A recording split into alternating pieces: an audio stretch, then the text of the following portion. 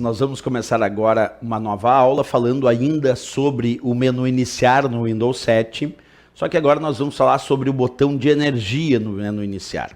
O botão de energia é aquele que aparece aqui na segunda coluna do painel direito do menu iniciar do Windows 7. Vou ampliar para que a gente possa enxergar um pouquinho melhor. Entenda a ideia do botão de energia. Acompanhe aqui. Observa. Quando a gente acessa o botão de energia, aparecem várias opções. Claro que o desligar é a opção padrão que está descrita lá no botão de energia. Mas nós temos também aqui trocar usuário, fazer logoff, bloquear, reiniciar e a opção suspender.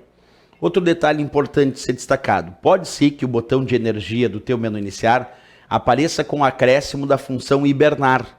Percebe?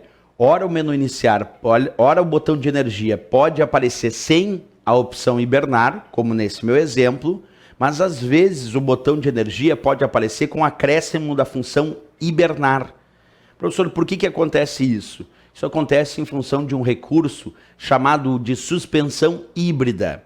Se a suspensão híbrida estiver ativada no teu Windows, lá nas opções de energia do painel de controle, a opção hibernar não aparece.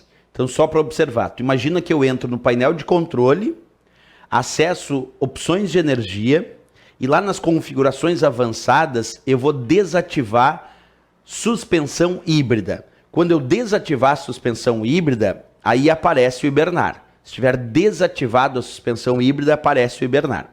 Se eu ativar essa suspensão híbrida, desaparece o hibernar. Aí fica só essas opções aqui. Por enquanto, a gente ainda não sabe nem o que faz a suspensão híbrida. Nós vamos estudar isso daqui um pouquinho. Então, vamos devagarinho lá, identificando os itens do botão de energia, como eu disse. Começando desde o primeiro que aparece ali. A opção desligar, vamos ampliar aqui para que tu enxergue melhor. Essa opção desligar, desliga o computador. Essa não tem erro. Ela realiza todos os procedimentos corretos para o computador ser desligado. Tá, essa é normal. Mas observa que nós temos outras opções aqui, como por exemplo, trocar usuário, fazer logoff, bloquear, reiniciar e suspender, além do próprio hibernar, como eu comentei antes. Vamos ver o que faz então trocar usuário e fazer logoff. Acompanha comigo essas duas opções. Primeira dica, tanto trocar usuário quanto fazer logoff são opções que vão permitir a troca entre usuários. O próprio trocar usuário, é claro, já diz no nome. Mas o fazer logoff também permite a troca entre usuários. Então, se trocar usuário e o fazer logoff, os dois permitem a troca entre usuários, nós temos que descobrir a diferença entre eles, certo? Vamos começar com o trocar usuário. Olha só a minha ideia. Tu imagina que eu estou usando o meu computador aqui com o Windows e eu tenho uma janela aberta de um editor de textos, nesse caso o bloco de notas. Se agora, nesse momento, eu clicar na opção trocar usuário, o que vai acontecer? Vamos observar. Quando eu clicar no trocar usuário, vai aparecer a tela de logon do Windows. Essa tela que tu está enxergando aqui, que eu vou ampliar bastante para a gente enxergar bem. Ó. Então, acessei ou cliquei em trocar usuário e apareceu essa tela de logon. E aqui está dizendo para o usuário Rodrigo, sessão iniciada. E abre aqui a possibilidade também de acessar agora com o usuário Caroline. Então a ideia do trocar usuário é não finaliza a sessão do usuário atual. O que quer dizer não finaliza a sessão do usuário atual? Que não fecha as janelas do usuário Rodrigo, não fecha os seus arquivos, não fecha os seus programas, porque trocar usuário, como eu disse, não finaliza a sessão do usuário atual, mas permite que um outro usuário faça o seu logon. Não finalizar a sessão do usuário atual é indicar que aquela janela do bloco de notas com aquele arquivo que estava aberto permanece lá, aberta.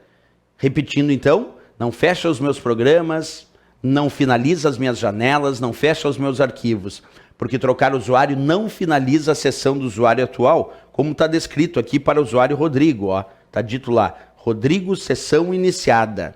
Quer dizer, não finalizou a minha sessão de usuário, mas permite que um outro usuário, como a Caroline, faça o seu logon.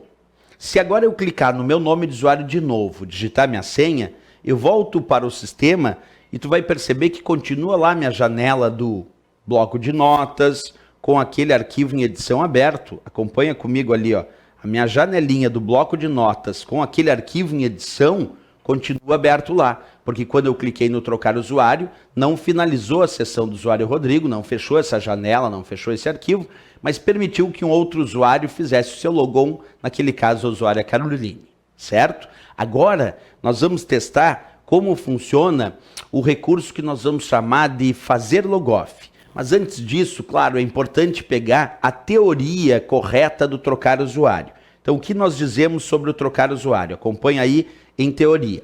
Não finaliza a sessão do usuário atual, mas permite que um outro usuário faça o seu logon.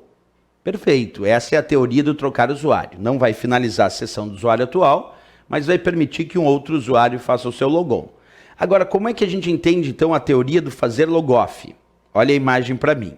A mesma coisa que eu te disse antes. Está aí a janela, vamos observar a janela do Windows na sua área de trabalho, com a janela do bloco de notas aqui aberta, com aquele arquivo em edição.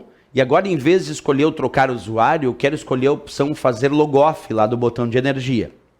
Após realizar o fazer logoff, também vem a tela de logon do Windows. E também aparece ali, ó, o usuário Rodrigo e a usuária Caroline. Está ali os dois. Mas percebe que agora não está escrito Rodrigo, sessão iniciada. Não está. Só está escrito Rodrigo e Caroline. Está ali. Só essa descrição. Não aparece escrito Rodrigo, sessão iniciada. Por quê? Porque quando tu clica no fazer logoff, ele não finaliza ou finaliza a sessão do usuário atual?